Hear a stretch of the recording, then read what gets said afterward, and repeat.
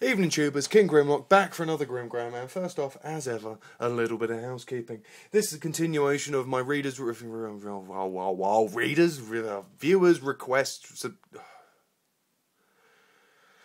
and we'll be continuing on with DJ Jazz. DJ Jazz 410, I've put him up as 140 there, 410, 140, 410, link, he'll be up here. Request for Revenge of the Fallen Skystalker. Apologies as ever to all new subscribers if your name is not up here. Post AA when I'm doing fresh videos again. They'll all go up in one go. So let's crack on, shall we? Because we've got quite a lot to get through for a scout.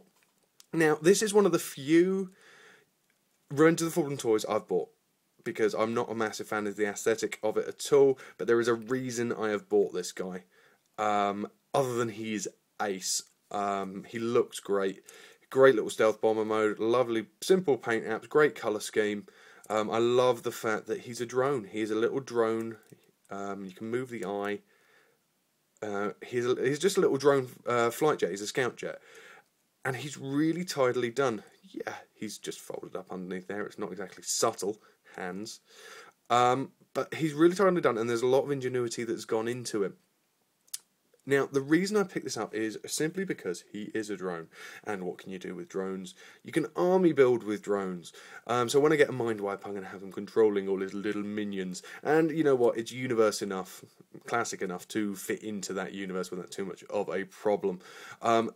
Just the lovely detailing, all of this sculpted detail. It's one of the few times I'm not bothered about sculpted detail not being picked out.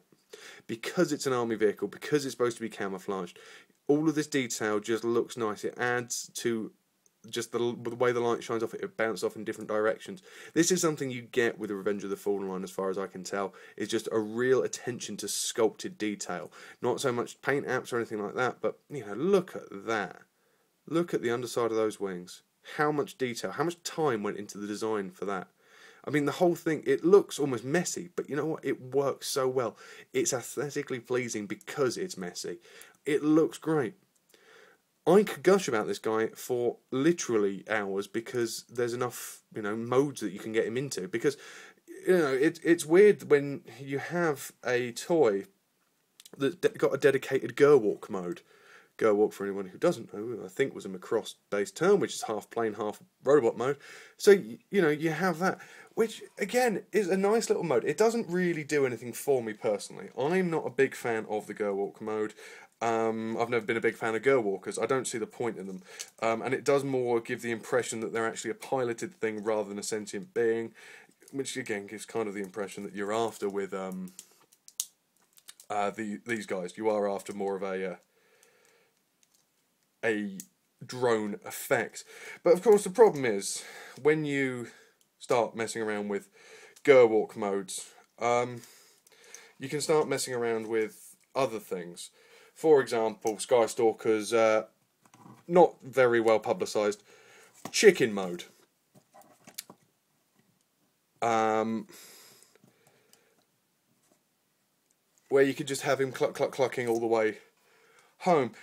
It's, you know, it's a nice thing that you can do these different things, because with drones, one of the nice things I love about drone figures, or army building figures anyway, is the fact that you can do all this multitude of things with them to make them look different, to make them stand out, to make them appear they're not the same character, you know, or not the same character, they're not the same version, you know, they're not the same one. Whereas if you try to army build with bumblebees, or I'm just looking around, lockdowns, or even Constructicons have got a lot of their own character to them. Whereas this guy's got, it's not that he hasn't got character, he's just got enough detail and enough different appearances that you could have dozens of these guys on your shelves in various different modes, with various different looks about them. To have, you know, a whole army of them. I mean, I want more and more of these guys. The more I see them, the more I play with them, the more I get to just put them into silly little positions. That sounds bad. Put them in, just put them in different poses. You can't do too much with the legs, but everything else, you can just alter him so much.